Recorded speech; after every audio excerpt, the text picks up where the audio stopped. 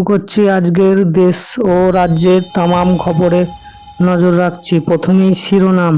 শুক্রবার অর্থাৎ আজ দিল্লির মুখ্যমন্ত্রী অরবিন্দ কেজরিওয়াল বলেছেন, 2014 সালে প্রধানমন্ত্রী মোদী ক্ষমতায় আসার পর তিনি নিয়ম করেছিলেন যে বিজেপিতে 75 বছর বয়স হলে যে কোনো নেতাকে অবসর দেওয়া হবে। আগামী বছর প্রধানমন্ত্রী মোদীর বয়স 75 হবে, তাই স্বাভাবিকভাবেই তিনি অবসর নেবেন।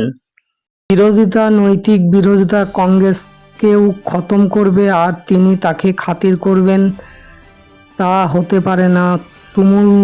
তৃণমূল সুপ্রিমো মমতা বন্দ্যোপাধ্যায়কে নিয়ে দলের সভাপতি মল্লিকার্জুন খার্গের মন্তব্য। প্রদেশ কংগ্রেস প্রসঙ্গে এমনটাই জানালেন প্রদেশ কংগ্রেস সভাপতি অধীর চৌধুরী। সন্দেশখালী কাণ্ড নিয়ে বিগত কয়েক মাস ধরে উত্তাল রাজ্য রাজনীতি। রোজ কোনো না কোনো কারণে সংবাদের শিরোনামে উঠে আসে শাহজাহানগড়। এবার যেমন সন্দেশখালী কাণ্ডের তদন্তে এলো নয়া মোড়, বিরাট পদক্ষেপ নিল সিবিআই।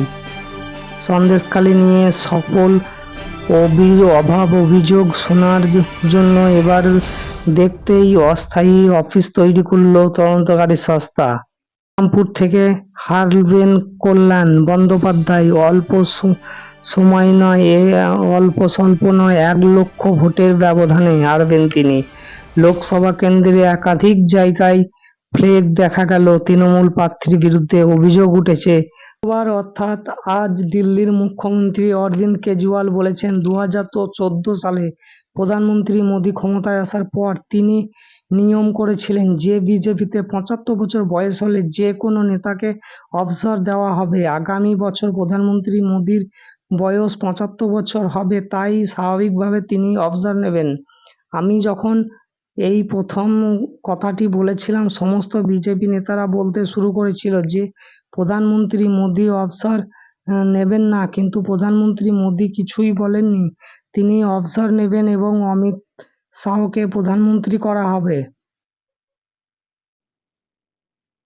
চলুন এরপরে খবর দেখে নিন। মমতা ব্যানার্জি প্রসঙ্গে অধীর চৌধুরী তিনি বলেন, বিরোধিতা, নৈতিক বিরোধিতা কংগ্রেসকে কেউ খতম করবে আর তিনি তাকে খাতির করবে না হতে পারে না।